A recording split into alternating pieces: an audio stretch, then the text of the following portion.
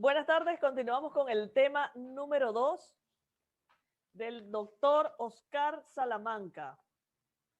Aspectos del compliance antilavado. El doctor Oscar es abogado y magíster en ciencia política en el área de planificación del desarrollo regional de políticas públicas. Experto en responsabilidad social empresarial. Experto en derechos humanos empresarial. Autor del libro La empresa y los derechos humanos, un aterrizaje necesario. Investigador en materia de cumplimiento normativo en lavado de activos, financiamiento al terrorismo y anticorrupción. Le damos la más cordial bienvenida a nuestro segundo ponente del día de hoy, el doctor Oscar Raúl Salamanca. Bienvenido, doctor. Muchísimas gracias.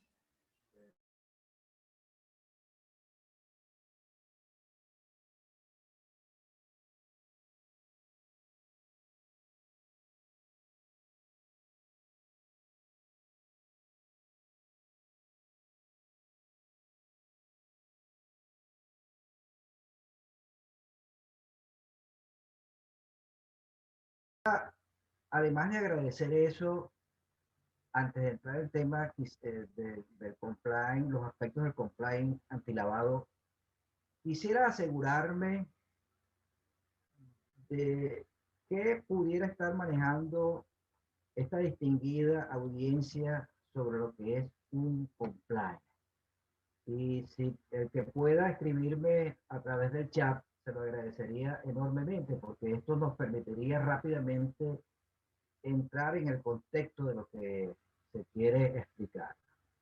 También debo agradecer la maravillosa antesala de los ponentes del día de ayer, que bueno, por primera vez, debo reconocerlo así, por primera vez me la ponen fácil, a manera de que el preámbulo que me dieron pues facilita la ponencia de los aspectos del compliance.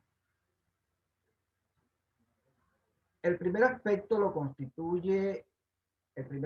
constituye las cifras operacionales sospechosas en el caso de Perú. Voy a tomar Perú como un ejemplo típico, pero pudiera ser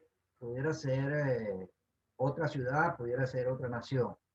Pero lo que quiero realmente resaltar y que ustedes puedan apreciar son las personas obligadas a cumplir con los programas normativos de prevención del delito de lavado de activos y financiamiento del terrorismo. Esta gráfica, la fuente es de la universidad, de una universidad peruana, corresponde a las cifras del año 2007 al 2017. Y bueno, en primer lugar vemos que dentro de la categoría de las personas obligadas están los bancos, con un porcentaje bien interesante de 38%, las notarías públicas, las empresas de transferencias de fondos, las empresas de compra y venta de vehículos, las empresas administradoras de fondos colectivos, las cajas municipales de ahorro y crédito, las empresas de construcción y las empresas inmobiliarias, las empresas financieras y otros agentes aduanales. Aquí vemos pues, estas cifras son viejas, pero no dejan de ser importantes, como en el ponderado de la totalidad, los bancos han tenido o tienen una carga bien importante a la hora de hablar de prevención. Eh, se ubica en la mitad del gráfico, en la mitad de la torta, por decirlo de alguna forma, con un 38%. Seguidamente, las notarías públicas tienen un 19% y así sucesivamente. Esto lo que denota es que hay un gran interés en la sociedad y en los elementos que componen o que integran la sociedad en el combate férreo en el combate férreo contra el crimen organizado y en este caso contra el lavado de activos y la prevención del financiamiento del delito de terrorismo. Un segundo aspecto lo constituye los convenios internacionales, que son el preámbulo, por decirlo de alguna forma, son el preámbulo para que hoy por hoy se pueda hablar en el mundo, en el continente, en los países, se puede hablar de compliance, se puede hablar de prevención contra el lavado de activos y contra el financiamiento del terrorismo. Tenemos en primer lugar la Convención de Hamburgo, la Convención Europea, que son convenciones que tratan el tema del lavado de activos, y las convenciones de Viena y convenios de Palermo, que concreta de alguna forma, termina de aterrizar el tema del crimen organizado, la Convención Internacional contra el Financiamiento del Terrorismo, muy importante, y la Convención contra la Delincuencia Organizada Transnacional del año 2000.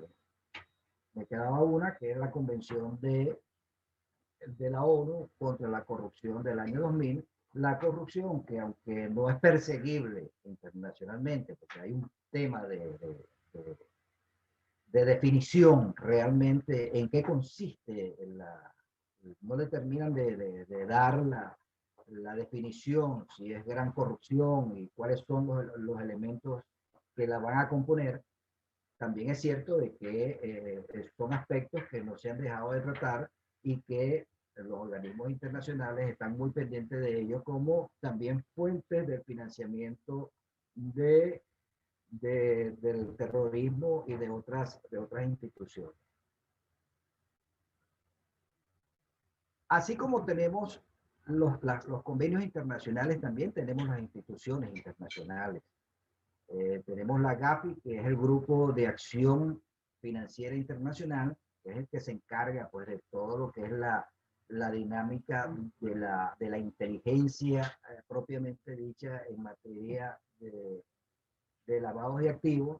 La GAFI o la GAFILAC, en el caso latinoamericano, ha mostrado un repertorio de 40 recomendaciones que tienen cada uno de los países en la materia de lavado de activos y de financiamiento del terrorismo. Estas instituciones son bien interesantes y bien importantes porque vienen a coadyuvar de alguna forma el que se pueda combatir de manera regional y de manera en forma de bloque, un continente, el financiamiento del terrorismo y el lavado de activos. Así como existe la GAFILAC, también existen otras comisiones que son aledañas a la gestión de la GAFILAC. Por supuesto, cuando hablamos de lavado de activos, estamos hablando de activos que provienen de fuentes ilícitas, y uno de las más importantes de las fuentes ilícitas la constituyen el narcotráfico, las drogas. Y para ella también existe la CICAP, que es la Comisión Interamericana para el Control del Abuso de la Droga. Del mismo modo, el terrorismo encuentra en el Comité Interamericano contra el Terrorismo, existe también una definición y políticas apropiadas para tratar este flagelo tan dañino para la humanidad. Algunas analogías ha tomado este delito de lavado de activos y de financiamiento del terrorismo. Entre ellas, bueno, movimientos de fondos, transferencias discretas de fondos, ocultamiento de sus destinos, ocultamiento de utilización, entre otras. Esto es a manera más que todo informativa. Y también, como técnicas, también se ha venido disfrazando en empresas de fraccionamiento de depósitos, se han constituido en paraísos fiscales, se han constituido en entidades económicas benéficas. Hoy en día se habla de la posibilidad que una gran cantidad de asociaciones civiles sin fines de lucro puedan estar participando de manera directa o indirecta en el lavado de activos. En los sistemas paralelos de remesa se da un hecho inédito en América Latina con el flujo migratorio de los venezolanos a lo largo del continente, que ha constituido la institución de las remesas paralelas Y esto, bueno, esto no tiene ningún control de los estados, precisamente porque el estado receptor, que en este caso, que es Venezuela, no cuenta con las instituciones políticas necesarias para poder tener un control férreo sobre el tema de las remesas. La transformación del oro como medio de pago o de cualquier otro elemento natural como medio de pago para las transacciones de carácter ilícita. También se habla pues que algunos países, se afirma que algunos países utilizan el oro como mecanismo de compra y venta de activos.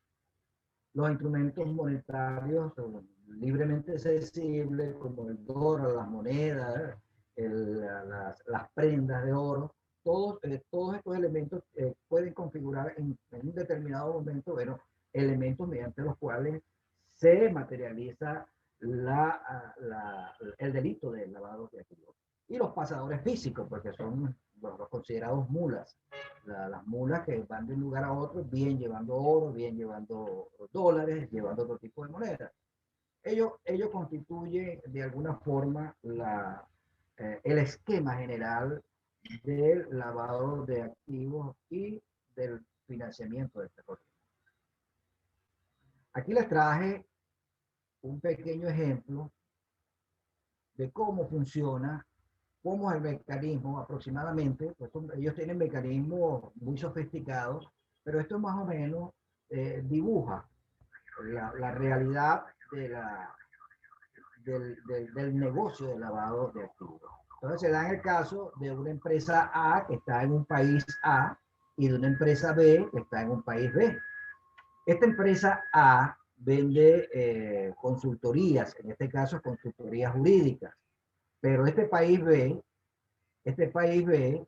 en un momento determinado, y dado que en este país B no hay el control que pueda tener el país A, bueno, se aprovecha los dineros que surgen de actividades ilícitas para pagar un servicio jurídico que no ha sido prestado, y ese dinero entra de manera cuasi legal a las arcas a través del Banco Central, del banco de la empresa, y esto al convertirlo en cuenta corriente se convierte en títulos que pueden ser perfectamente canjeables al portador, y por supuesto desarrolla toda una red de cobradores de cheques que al ser endosados de manera dudosa pasan a través de la entidad financiera, cobran su comisión y la gran parte de ese dinero pasan al gerente de la empresa, y ese gerente de la empresa sabrá él qué va a hacer con ese dinero. Bien lo puede utilizar para su propio peculio o bien lo puede utilizar para financiar el terrorismo. También tenemos otro ejemplo de una empresa de un país A, una empresa que está creciendo, que se desarrolla en función a la posibilidad del desarrollo de locales comerciales como red de comercialización, pero bueno, que tiene una situación bastante difícil económicamente, pero hay una empresa en un país B que está financiada por fondos ilícitos, y esta empresa del país B le propone a la empresa del país A darle los recursos para que pueda resolver su situación financiera, pero con la condición de que le construya unos locales de comercialización en una zona determinada y estratégicamente útil para las tropelías de la empresa del país B. O sea, pueden ser empresas que se constituyen en la frontera y perfectamente se materializa a través de un sistema que está legalmente establecido, se materialice el delito de lavado. Entonces, ese financiamiento entra a las arcas de esta empresa de manera legal a través del banco. Esta empresa emite los cheques igual para los cobradores o las mulas cobran su comisión, y gran parte de ese dinero indudablemente que le llega al gerente de la empresa. Y como anteriormente lo dije, bueno, sabrá Dios qué hará este gerente de la empresa, si destina esos dineros ilícitos a su propio peculio o si va a financiar o termina de financiar toda esta red de ilícitos cambiarios y de dineros mal habidos que en cualquier momento se puedan dar. Con estos dos ejemplos pretendo esquematizar o de alguna forma hacerle visible el tema del lavado de capital. ¿Y de qué se encarga entonces el compliance? El compliance se encarga precisamente de prevenir que estos señores puedan cobrar esos cheques y de prevenir que este dinero entre de manera legal a este país. Entonces, es un tema que no solo le corresponde al banco, sino que también están comprometidos las instituciones financieras del país y que deben comportarse como tal, pues, inclusive los entes reguladores, inclusive el Banco Central del país, porque cuando entran las divisas a un estado, a un país, llegan primero es al Banco Central y el Banco Central se las entrega al banco, la pone a disposición de la empresa en el banco que tenga designado para tal. Pero el compliance prácticamente se encarga de prevenir que esta cadena se cierre. Si el compliance logra prevenir que esta cadena se cierre, bueno, el compliance realmente es funcional. Sí funciona y sí sirve.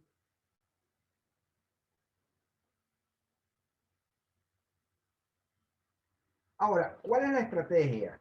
Estas convenciones buscan como estrategia que la prevención contra el lavado de activos vaya acompañado con la prevención del financiamiento del terrorismo. Porque si bien es cierto que el terrorismo tiene fuentes ilícitas, también es cierto que las puede tener lícitas. Puede ser de una empresa legalmente establecida y alguien, bueno, un dueño de una empresa determinó en algún momento, bueno, que él quería hacer actos de terrorismo porque, bueno, no se siente bien.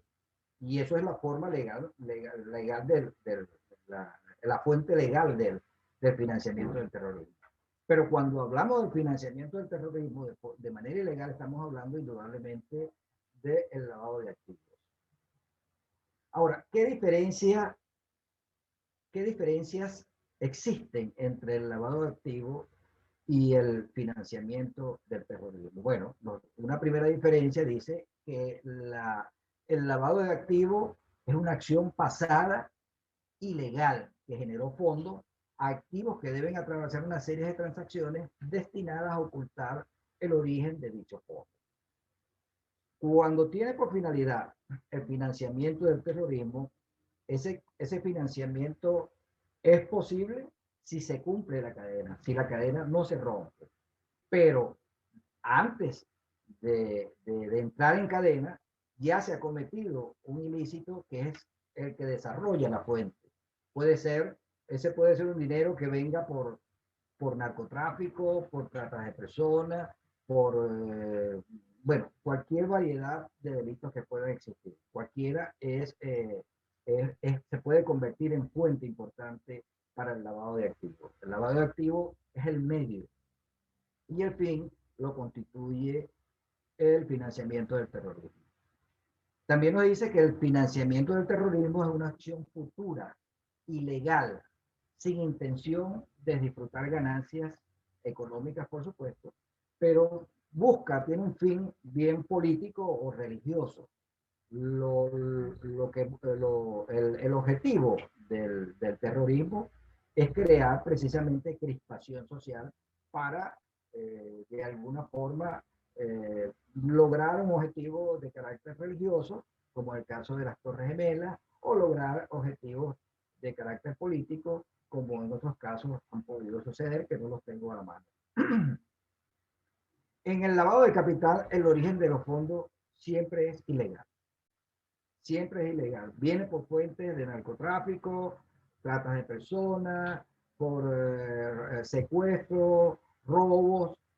Esa es la fuente de los activos cuando hablamos de lavado de activos. Y el financiamiento del terrorismo, como lo dije inicialmente, puede ser de origen legal como también ilegal. El lavado de activos es un delito. El delito determinante es anterior, definitivamente. El lavado de activos, el delito determinante es anterior. ¿Cuál es el delito determinante del lavado de activos? La fuente. Cuando se constituye la fuente, se produce, tienes como elemento iniciador del lavado de activos la fuente. Mientras que en el financiamiento de terrorismo, el delito se constituye como tentativa posterior, una vez que recibes el financiamiento. En el terrorismo, ciertamente no existe ninguna definición y al igual que la corrupción, es muy complejo porque el fenómeno como tal tiene muchas aristas. Sin embargo, se ha logrado avanzar en un conjunto de instrumentos jurídicos importantes. Hay aproximadamente 14 instrumentos jurídicos importantes que se los voy a señalar a continuación. Está, por supuesto, incluido dentro de un marco técnico con tipificaciones específicas y están a lo largo y ancho de los países firmantes de los convenios. Hay que tomar en cuenta que existen sistemas, los países en función al derecho internacional y en razón a su autonomía como país, a su soberanía, al respeto de su soberanía, tienen dos formas de asumir estos convenios. Bien de forma por el sistema monista o bien de forma por el sistema dualista. El sistema monista, pues los convenios se convierten en leyes de manera automática, mientras que en el sistema dualista es necesario que el Congreso legisle para para poder asumir las normas, para poder asumir el marco de los convenios. Ok, seguimos entonces en el cuarto aspecto. El cuarto aspecto denota la normativa internacional contra el terrorismo. Tenemos un primer convenio de prevención contra el delito de personas internacionalmente protegidas, incluso agentes diplomáticos, nacido en 1973. Posteriormente, el convenio internacional contra la toma de rehenes. No sé si ustedes recuerdan o lo que, bueno, supongo que aquí la mayoría debe tener conciencia de la toma de los rehenes de las Olimpiadas de Múnich, lo que se logró clasificar como el desastre de Múnich, cuando rebeldes árabes capturaron a la selección olímpica de Israel y por supuesto eso motivó a la comunidad internacional. Las resultas de ese lamentable hecho motivó a la comunidad internacional a evaluar mecanismos contra la toma de rehenes.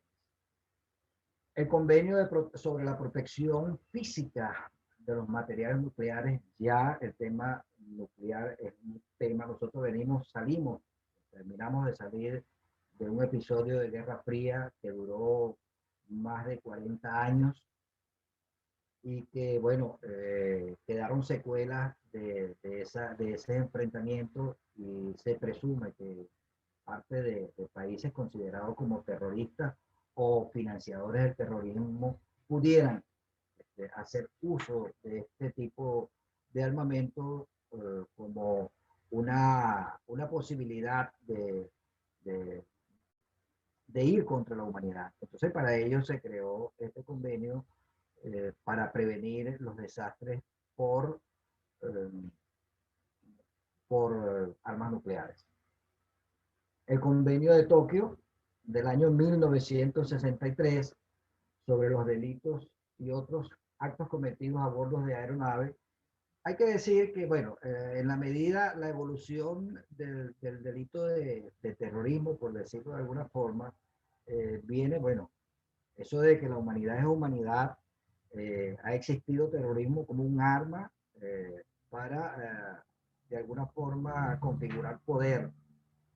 pero lo que está registrado en la historia del siglo XV, del siglo XVIII, inclusive la Primera Guerra Mundial nace por un acto de terrorismo, cuando asesinan al archiduque Francisco.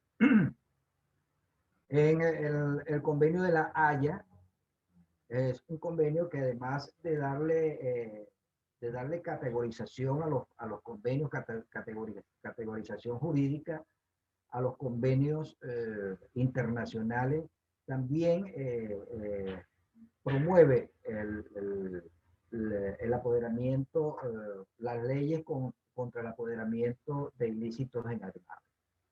El convenio de Montreal, convenio para la represión de actos ilícitos contra la seguridad de aviación, bueno, porque hubo una época, una temporada, la década de los 60, 70, inclusive de los 80, que el tomar una aeronave era moda por parte de los terroristas, era una forma de hacer terrorismo bastante fuerte, y eso por supuesto cambió el 11 de septiembre, cuando aprovechándose de las aeronaves, arremeten contra las torres gemelas.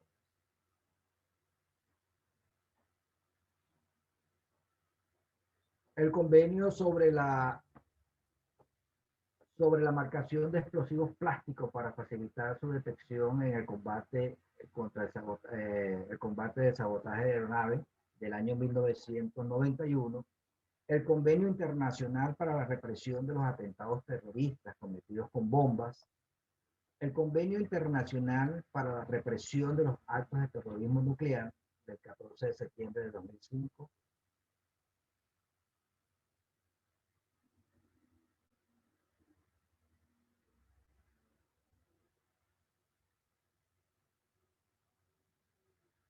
tengo un problema técnico por acá, ya me lo van a corregir.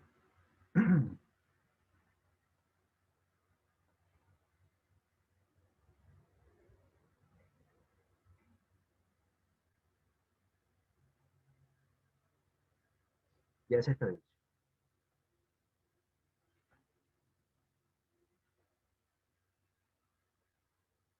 Cuando comenzamos esta ponencia, hice una pequeña pregunta, un sondeo sobre qué opinaban ustedes de lo que era o lo que es compliance antilavado. No sé si el equipo técnico tendrá alguna respuesta que nos pueda facilitar, pero sería interesante. Por allá nos dicen, en Ecuador el presidente, ¿me lo puedes leer, por favor?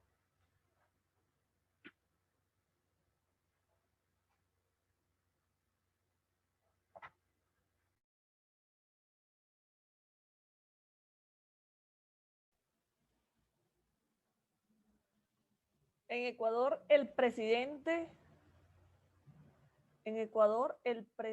propone aprobar el porte de armas a fin de tener más seguridad contra la delincuencia. ¿Usted cree que esto bajará la delincuencia en un país? No, esta ya va.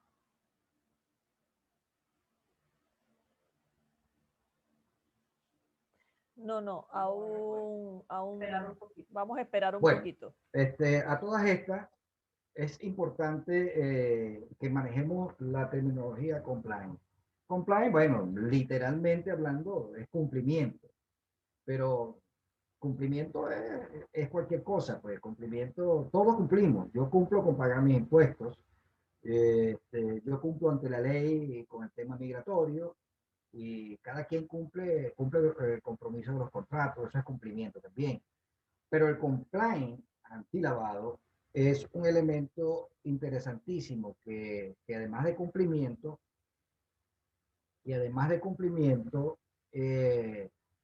configura un conjunto de elementos que en determinado momento deben conjugarse apropiadamente para dar un resultado. Y me gustó mucho y lo traje como quinto aspecto, la forma como la legislación colombiana define el tema de la prevención contra el lavado de activos. Entonces nos dice que la acción antilavado y contra el financiamiento del terrorismo es el conjunto de actores públicos y privados, herramientas, entre paréntesis, tecnologías y conocimientos, y mecanismos, entre paréntesis, políticas públicas, normatividad y coordinación, que se conjugan en el desarrollo de procesos de prevención, detección, investigación y juzgamiento para enfrentar las amenazas derivadas de los fenómenos de lavado de activos, sus delitos fuentes y la financiación del terrorismo, con el fin de fortalecer la seguridad,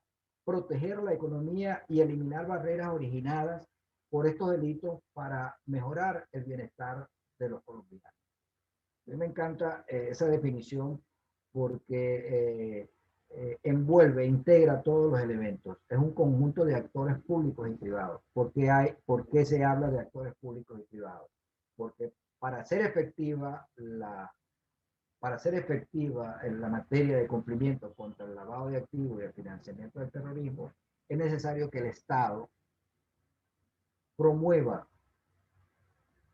tutele, coordine y penalice aquellas acciones, aquellos comportamientos que los consideran al margen de la ley y en el caso particular del tema del lavado de activos, someta al imperio de la ley especial a aquellos que transgredan la ley o que intenten transgredir. Porque el tema no es solamente que se comete el lavado, o sea, no es delincuente solamente el que materializa el lavado como tal, sino el que intenta hacerlo. Por eso es que hay que tener mucho cuidado y por eso es que las empresas deben cuidar minuciosamente el hecho de no estar involucrada de manera directa o indirecta o de manera consciente o inconsciente en el tema del lavado. Porque se puede dar una triangulación sin que la empresa sepa que está metida en un tema de lavado y perfectamente es utilizada de manera inapropiada para el lavado de activos. Pues si la empresa no tiene como demostrar, bajo los esquemas de buena fe, no tiene como demostrar que no está incursa en el tema del lavado de activos, se la va a ver bien comprometida. Y una de las formas de demostrar que no está incursa es asumir un programa de compliance de prevención antilavado. Eso la puede excusar si se cumple con los requisitos de ley. También nos dice que son herramientas tecnológicas y conocimiento. Para esto se requiere muchísima tecnología de último momento y mucho conocimiento. Y estar actualizado con los temas de la legislación nacional y las legislaciones internacionales. El derecho comparado aquí es muy importante considerarlo a la hora de fabricar o de hacer un programa de cumplimiento o de prevención. Las políticas públicas, esto es una política pública, indudablemente. Cuando en el caso, por ejemplo, de Perú, cuando la Superintendencia de Bancas y Seguros hace un desarrollo aguas abajo de toda una dinámica, de toda una metodología de prevención del lavado de activos, indudablemente que está desarrollando una política pública. Normatividad, eso tiene que estar bajo el esquema de la ley. Eso quiere decir que la legislación tiene que estar acorde con lo que, o mejor dicho, las personas obligadas tienen que estar acorde con lo consagrado en la ley. Y coordinado, por supuesto, coordinado con el Estado, en este caso, con los elementos reguladores. Y estos elementos reguladores a su vez se coordinan con los elementos reguladores a nivel regional y los a nivel regional se coordinan a nivel internacional. Recordemos que hay una lista negra de sospechosos, de sancionados en materia de lavado de activos. Entonces, esa es una lista que estos órganos internacionales están permanentemente revisando y actualizando a fin de que las personas obligadas en materia de lavado de activos puedan tener listas vigentes que les permitan tomar acciones coordinadas en la prevención de este delito.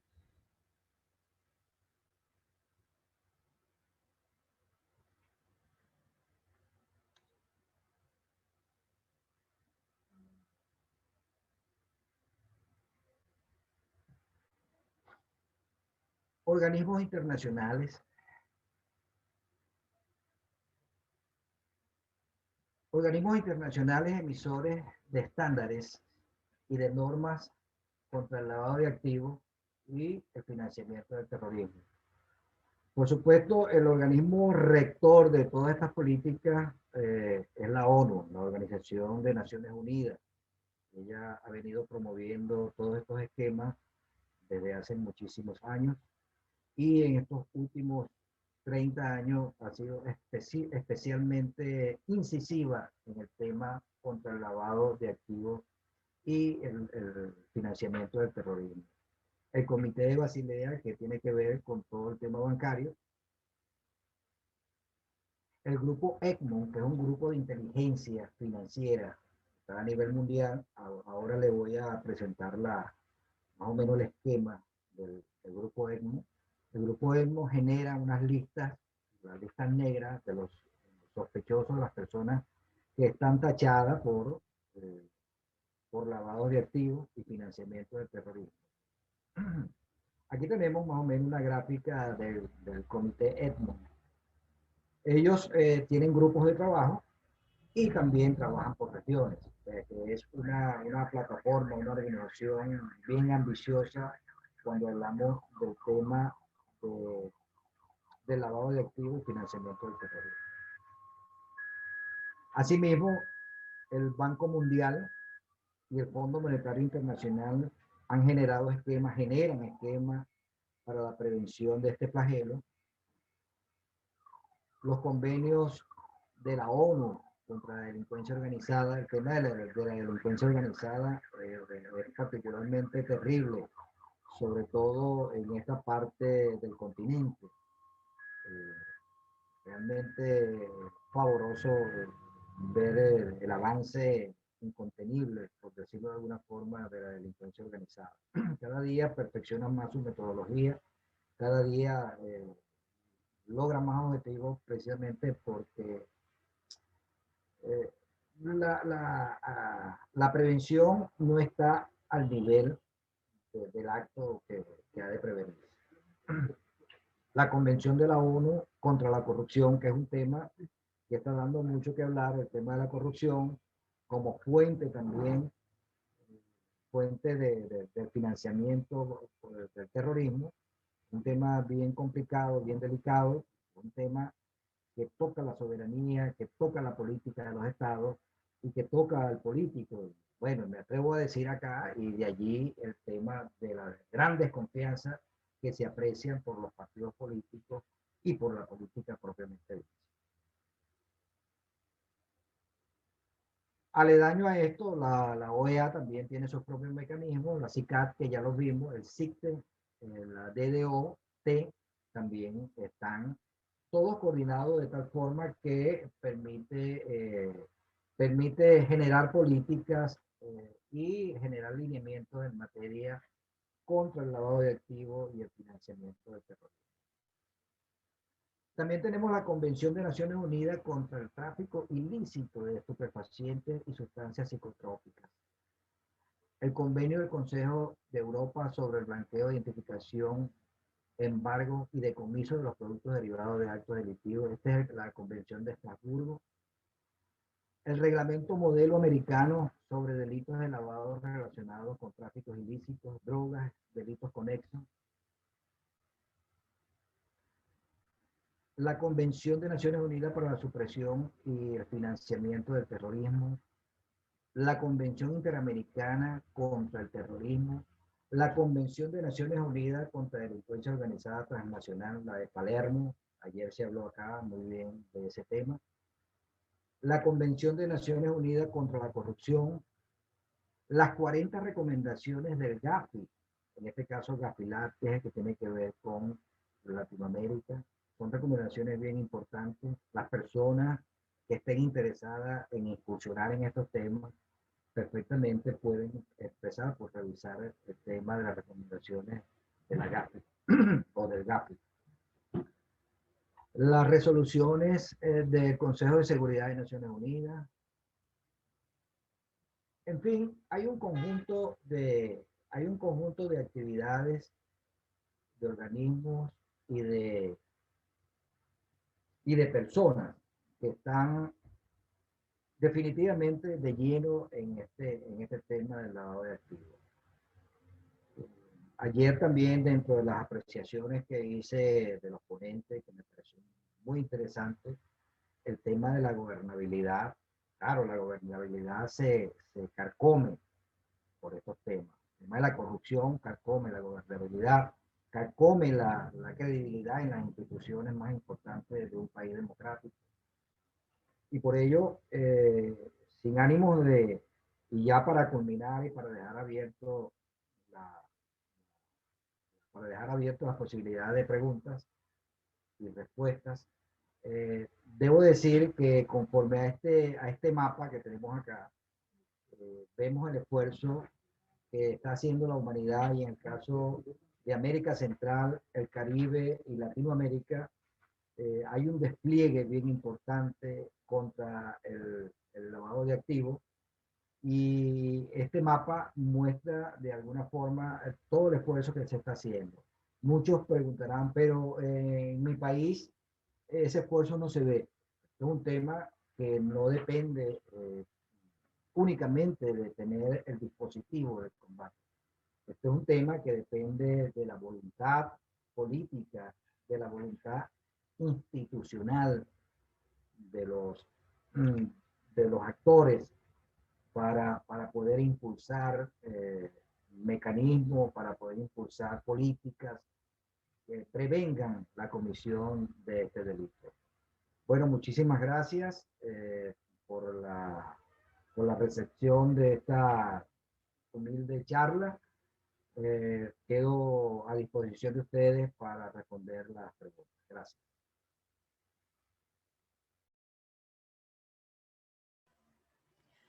Excelente, doctor Oscar Salamanca, en su ponencia, aspectos del compliance